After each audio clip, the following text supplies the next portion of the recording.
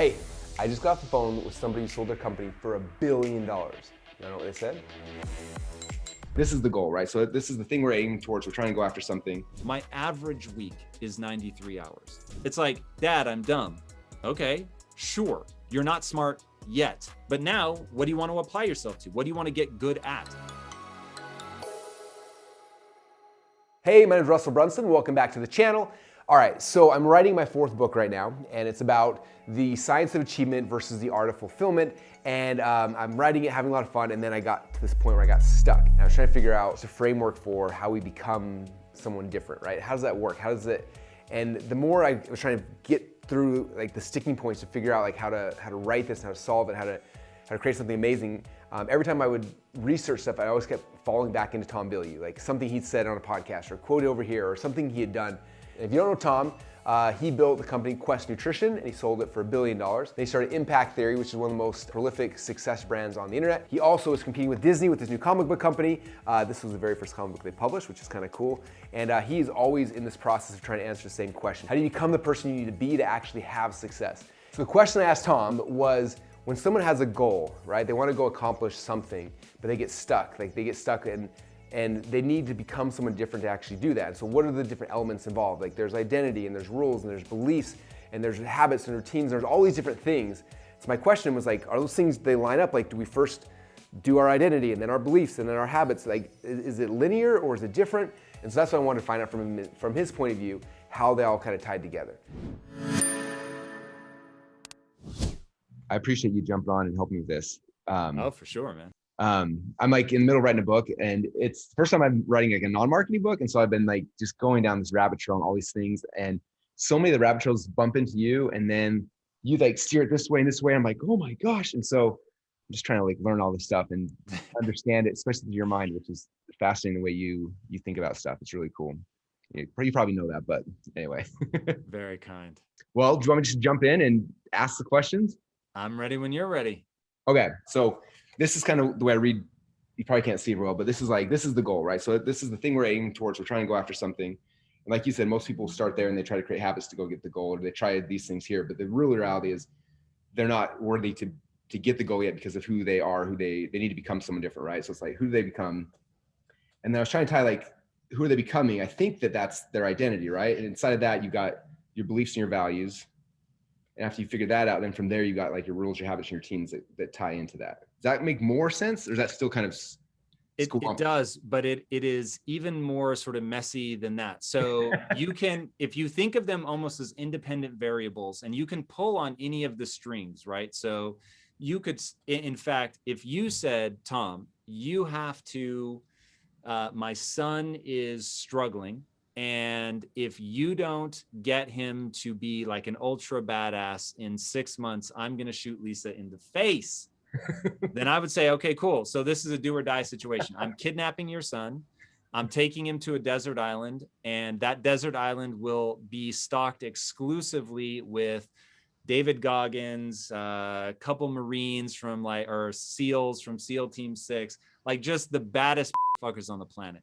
The only belief that matters is that if you put time and attention into getting better at something, you will get better. You don't have to be special. You are a human. The human mind is designed to get better with concentrated effort, period. Now, once you believe that, it's like, Dad, I'm dumb. Okay, sure. You're not smart yet. But now, what do you want to apply yourself to? What do you want to get good at? Right? Most people stop at, I'm not good at this thing. Okay, sure. But what do you want to get good at? Because it is a truth of the human animal that if you apply time and energy to a skill, you will get better at it. The quote that I hold is this: you can't make a racehorse out of a pig, but you can make a really fast pig. I think it is almost certainly true that my life is the answer to the question, what does a fast pig look like?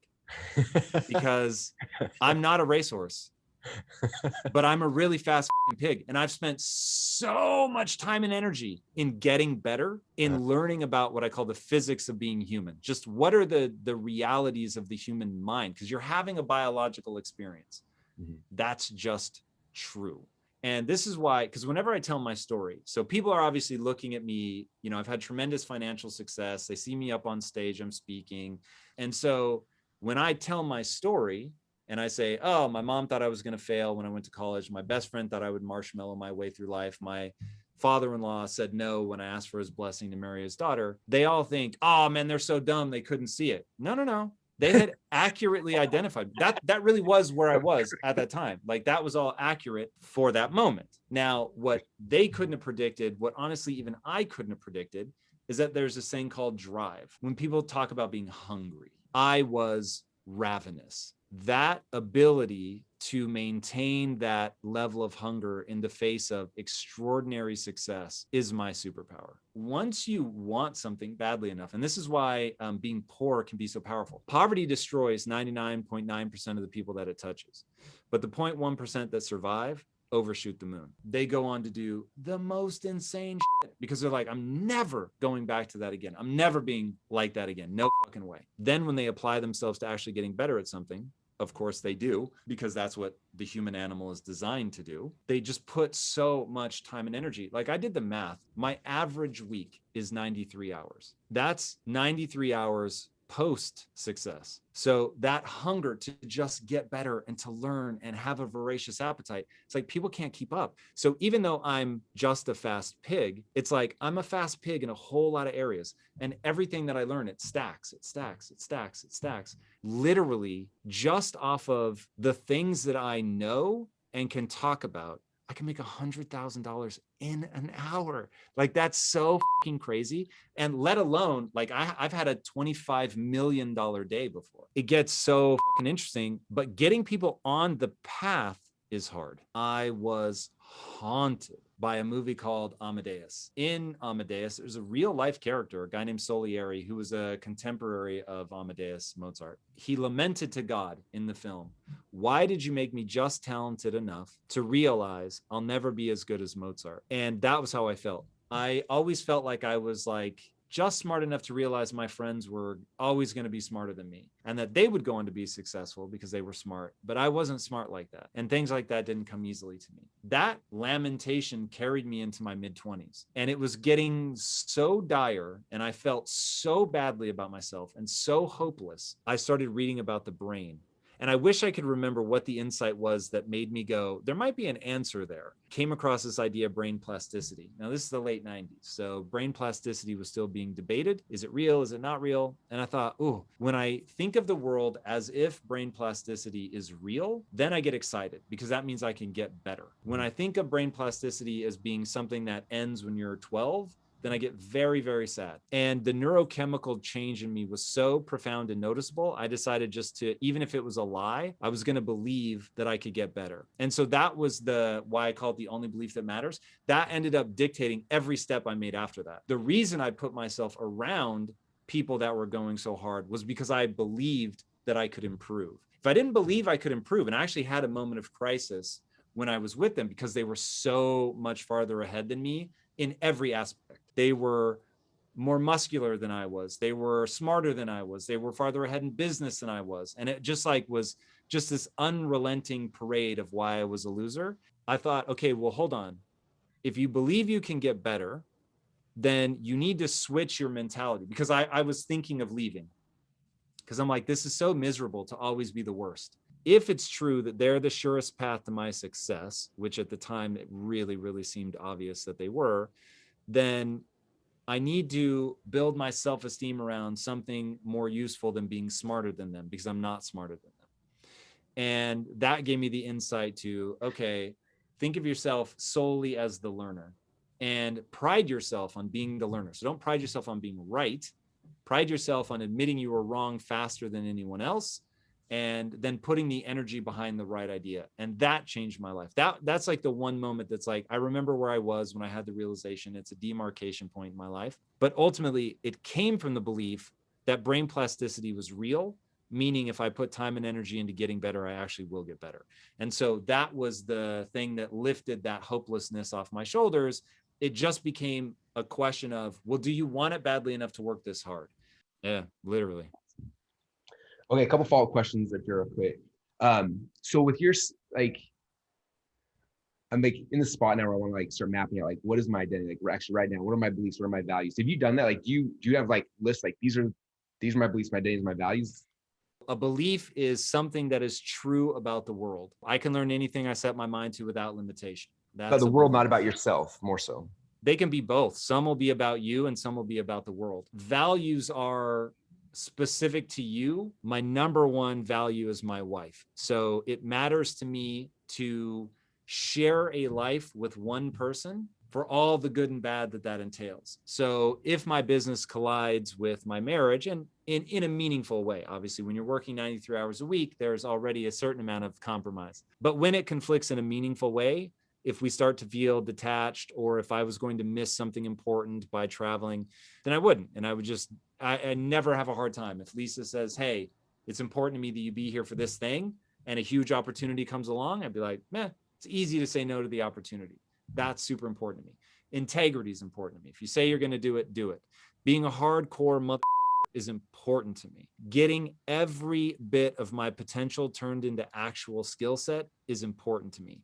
Being fearless is important to me in the sense, not that I won't have fear, that I will rise in the face of fear. That's important to me. Protecting my wife is important to me. If this is a belief or a value, odds are that it could be both. And so you just have to decide how you're going to express it in your life. Like some of my beliefs are secretly rules. So it's like, this one would probably be better offered up as a rule. But some of my rules are so like simplistic that I didn't want to put the two together. So when I have a rule that's sort of profound, it makes its way as a belief.